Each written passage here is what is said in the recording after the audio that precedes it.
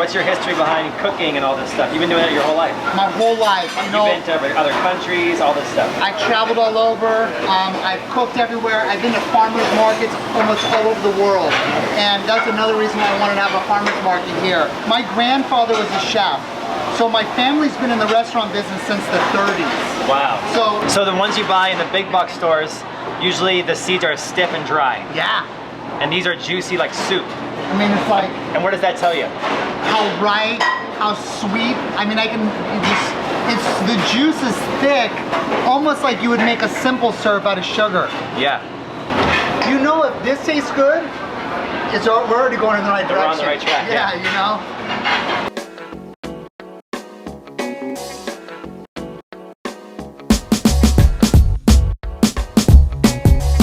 Okay, so Aaron, you know when the last time was I wore an apron? When?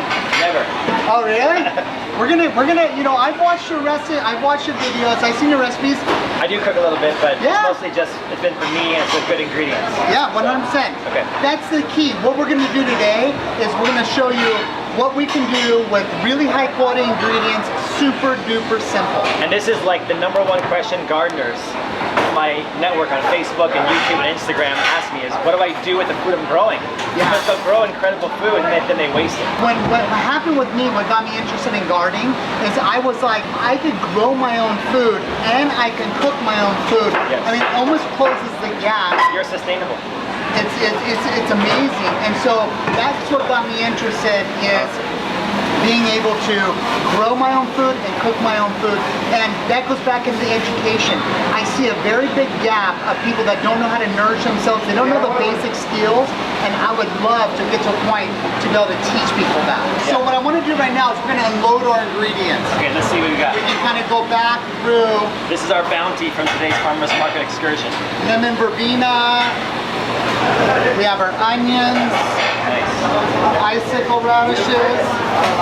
My wife's flowers will keep over here. Yes, those are very important. Yeah. And just so everybody knows, we're in your actual restaurant. We are.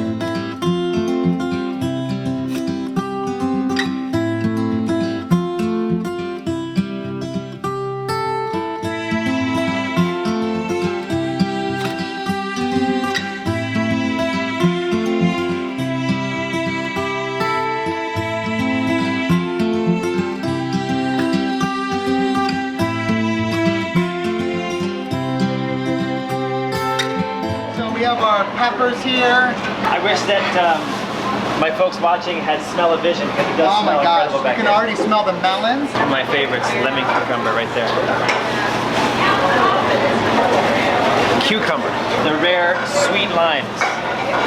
I'm gonna make you a beautiful melon gazpacho with all kinds of little beautiful garnishes using all this. First of all, it's gonna be raw.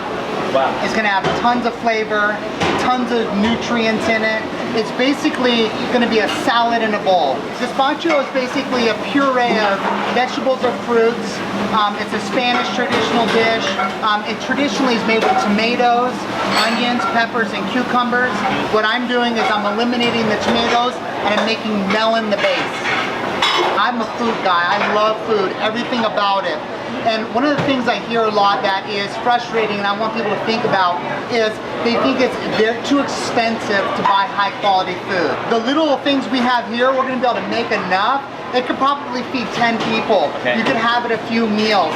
And I'll tell you right now, the amount of waste people, that's my #1. As soon as people say they can afford it, I ask them how much food they waste at home. Yeah. Because that's the #1 thing that happens a lot. People buy a bunch of food, they waste it.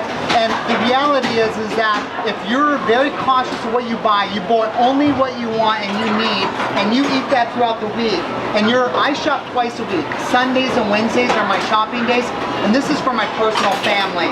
And then I nourish them, and it's fresh and it's quality, and I gotta tell you, it's much cheaper than buying processed, bad food. Everything here, to be honest with you, half this food here, I haven't had in my diet in a while. I mean, I've never had a kiwi berry. Right. You're eating different types of food, and then you're getting different nutrients, ingredients that you need throughout the time period. If it's chilies or radishes or the dried prickly pear fruit.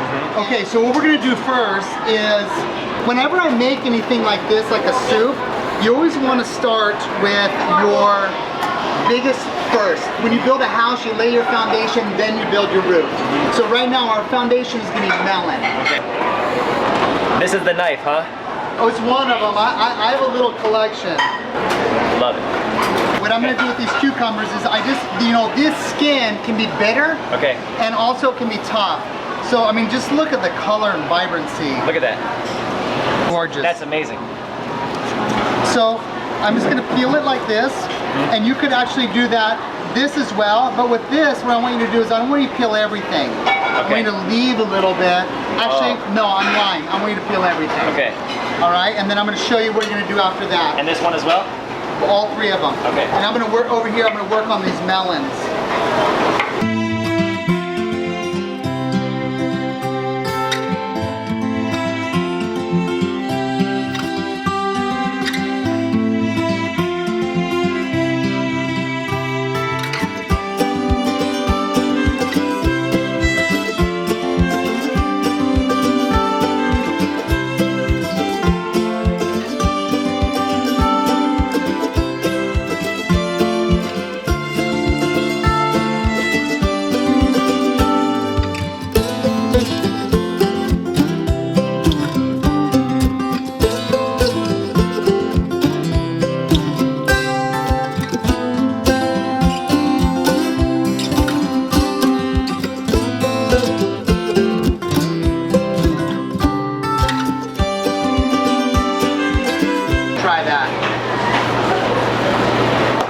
Wow, that's super ripe.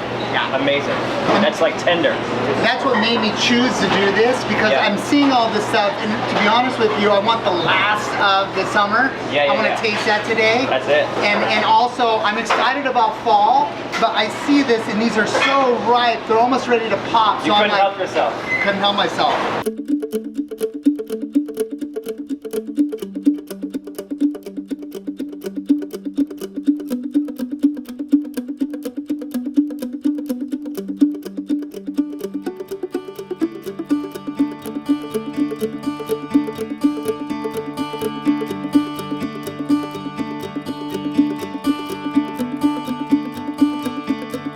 I'm actually super nervous. I'm gonna mess up and get yelled at.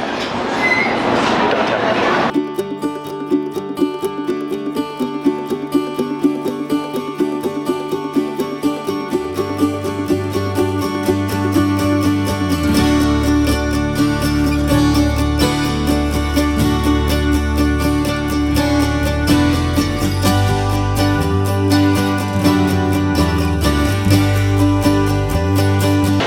Also, I mean, look at this right here. Yeah. So the ones you buy in the big box stores, usually the seeds are stiff and dry. Yeah. And these are juicy like soup. I mean, it's like... And what does that tell you? How ripe, how sweet. I mean, I can just... the juice is thick, almost like you would make a simple syrup out of sugar. Yeah. You know what I mean? Right there. And so the hard thing is that you don't want to get rid of that because the inside is actually where the sweetest part is. Right. And so, you know, it makes it hard because sometimes you want to scoop out the juices, but I mean, you can even taste this right here. That's like very sweet. Yeah. Like it's a melon juice or a melon syrup. So I'm going to be a little careful as I get rid of these seeds. Very good.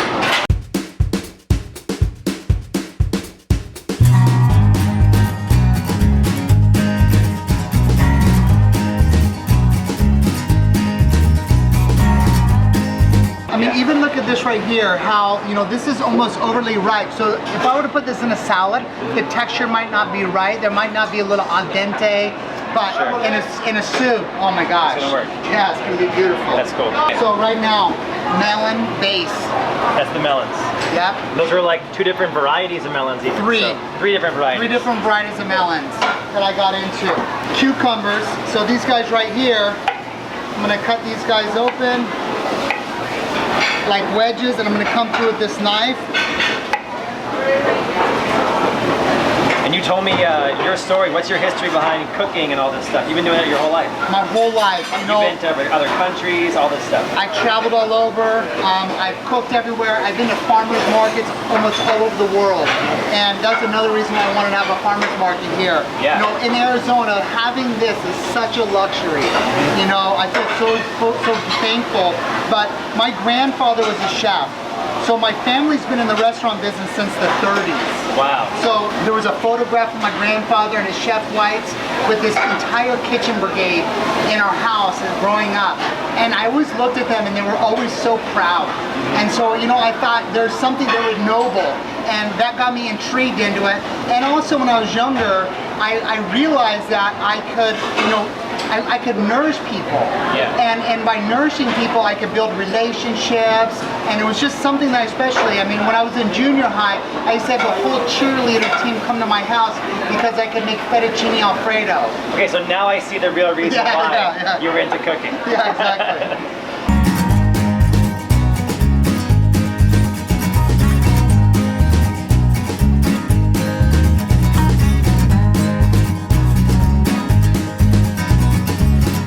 We have our cucumbers, we have our melons. What I'm going to do is I'm going to next work on these onions. And I'm going to have you help me with these. Okay. We're going to kind of tag team these. True Chef has a knife, a French Laguiole pocket knife in their pocket at all times. At all times. And in fact, in France, if you're a true gourmand, you have one of these because at any given moment, there might be some salumi or some vegetables or some fruit that you can just cut and trim. So what is this kind of knife called? A Laguiole. Wow. And it's actually a place in France, and there's so many details.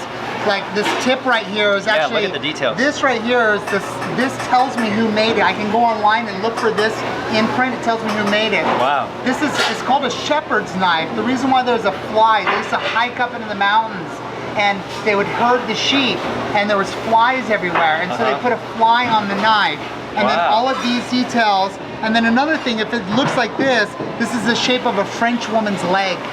Oh wow, okay. So there's all these kind of fun things, and you know, they're just awesome. So why don't you clean these ends off, and then after you clean the ends off, you're gonna come from the top, and you're just gonna clean it up just a little bit there.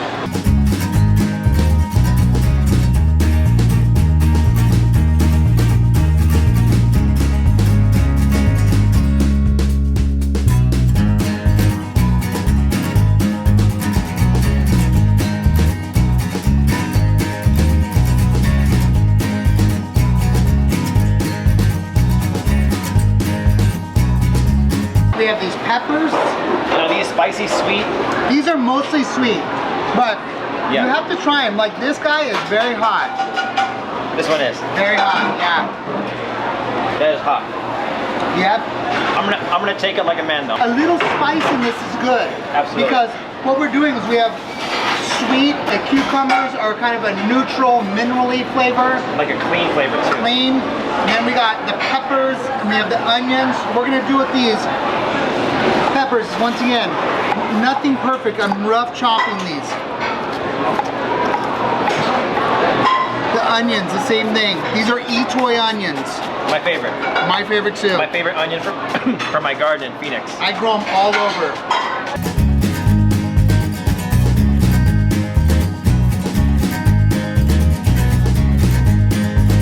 Melons, cucumbers, peppers, onions. That's our base. It's literally like making salsa. Okay, yeah. It's like 4 ingredients.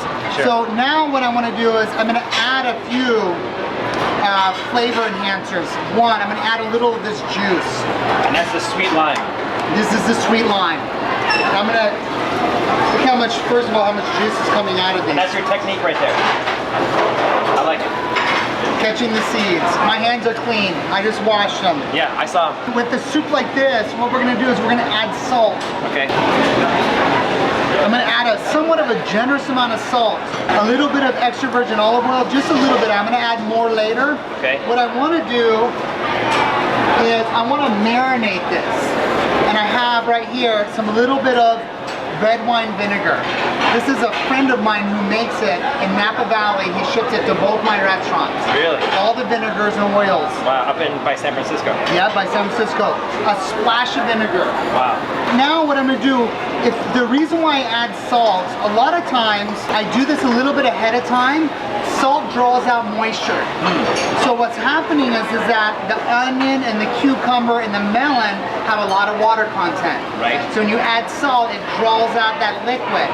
You'll see if we let this sit just for a few minutes, you would already see how much juice is coming out of it. I mean, look at how much juice in the bottom. And you didn't put that juice in. No, this is just from the salt hitting it. I mean, that fast. Now, sometimes when I make a big batch of this, I let it sit overnight. Wow. And it just literally becomes, it's like floating in its own liquid after. You know, if this tastes good, we're already going in the right direction. We're on the right track. Yeah, you know. That is fantastic. I'm gonna add a little fresh pepper, because I love black pepper. And I'm gonna add a few of these red chili pepins. I'm gonna put 4 of these guys in here. And they're so small, look at the size. The lemon verbena. Lemon verbena, one of my favorite herbs. I mean, so just amazing. so amazing. Now, this is what I do a lot with lemon verbena. Lemon verbena is like a tea leaf. You steep it, and you generally don't eat the leaves unless it's either, you know, candied or something like that happens. But if you make some green tea and threw some piece of that in your tea, Beautiful. I do now it it's at a lemon home. green, you know? When you come to my house, I make all my own teas. Wow. So I'm gonna just show you that. Perfect. But what I do with this is I kind of just take this guy and I just bruise it slightly, and then I throw it in here, and With the stem and all. I let it just sit, and what'll happen is it'll permeate it a little bit. And bruising it like that kind of releases the flavor. All the oils. All the oils. So you're bruising it, all the oils come out, and then it's flavoring it, and I'm gonna pick it out. Okay. And so we don't eat it, but we get a little bit of lemon. Kind of like a bay leaf where you put it in and then pick it out later. Exactly. Cool. We have all these kind of beautiful things that we put in that are gonna be in the soup already. I save a little bit. Okay. This is if you want to make it a little bit fancy, you want to impress your girlfriend. Yeah. Maybe this isn't a travel gazpacho, but something a little different. And this is going to be my garnish plate. And what I'm going to do is that, let's say these cucumbers, this is a Japanese mandolin, I'm going to slice these. Look at that shape. That's amazing. Looks amazing.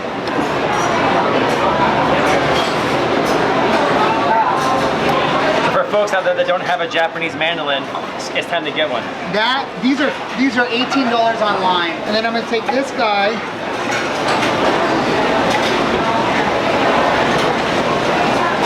And you know, I like to, you know, make stuff that has different shapes and textures. I kind of, when I try to explain it to my staff, I say Lucky Charms. Okay. Purple hearts, moons. Yeah. So we have all these different shapes here we're gonna make. Radishes.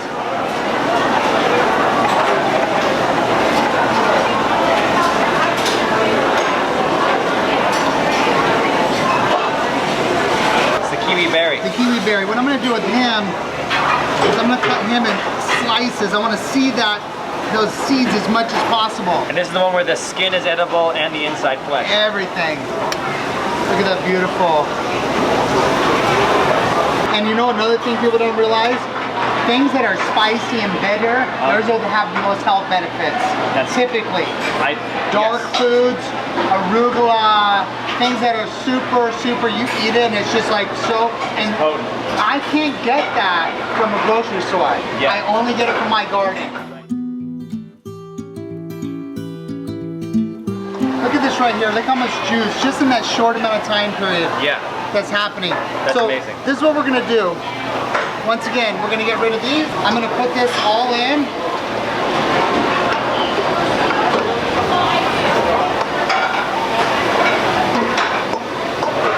Now, if I didn't take a bunch of time making all those fancy garnishes at home, this could take such a short time period to make. Absolutely. When I make gazpacho at home, I make gazpacho for 5 days.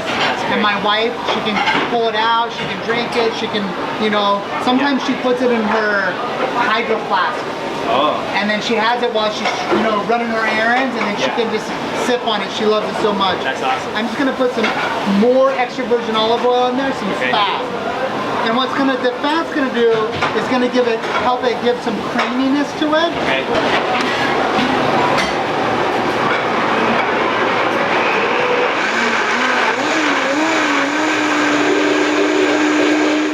It tends to give you a little bit of, like, it almost looks like there's cream in it. Yeah, it does. You know, and the one thing about this gazpacho, I made one a few weeks ago and it was orange. Why don't you taste this and tell me what you think? Okay. No, water. Amazing. Good? Really Okay. good. I would eat this just in its current state, just like that. Now, nicely chilled. I mean, right away I taste a little pepper.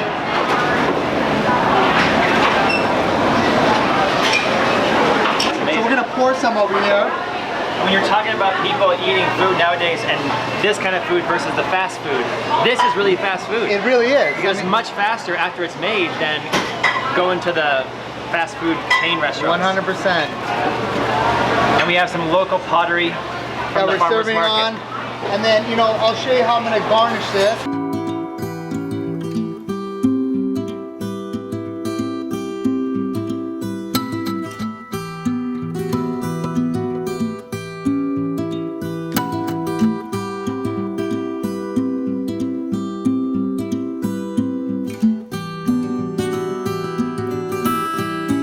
And then on the side, Can we just look at it?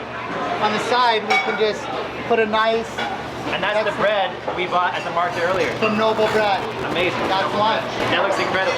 Good. You can find us downtown at the Phoenix Public Market Cafe. I'm gonna have a link to all your sites in the video description. Beautiful. You can find me personally at the farmer's market every Saturday. Look for this guy. He'll be out there. And then you can also find me at St. Francis up on Camelback Road in Central, 111 East Camelback. That's my first restaurant, a little bit of my baby. And in the future, we have some more restaurants coming down the road. Amazing. And it's a melon gazpacho with all kinds of local garnishes, from prickly pear, dried prickly pear, To kiwi berries. cucumbers, radishes, melons, all kinds of goodness. I'm gonna try to taste it. Fresh, fantastic. Yeah. I'm not just saying that. This is really amazing. Thank you. Yeah. Oh my god. Amazing. Now it's already starting to bleed. Yeah. It is. And the bread is fantastic.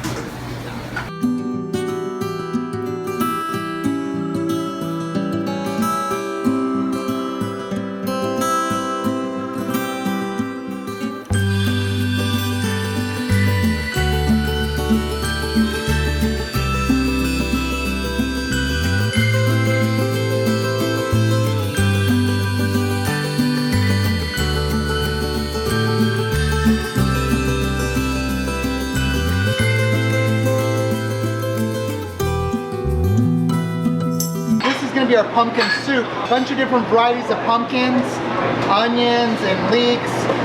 We cook this down, we puree it, it makes a beautiful pumpkin soup. Can I tell you, so every year I harvest the cactus fruit. I get a team together. I saw your post on social media. In that freezer over there, beginning of about a month and a half ago, we had 200 pint containers of juice. Of juice? Yeah, because see, once again, I have a team. We go out, we harvest, we come back, we have an industrial juicer, and so it makes it very easy for us. And then we use it in lemonade, cocktails, vinaigrettes, and it's not only is it free food, it's beautiful, it's interesting, it's local, and it has tons of nutrients. And what's your secret of getting the little hairs, little thorns off the fruits? So what you do is, off the cactus fruit. I pick everything with tongs and gloves, and then what I do is I get a big sink, and I put them in the sink, and I fill it with water, and I add a little bit of ice to keep it cool, and I slightly agitate it with like a spoon. You do that 2 or 3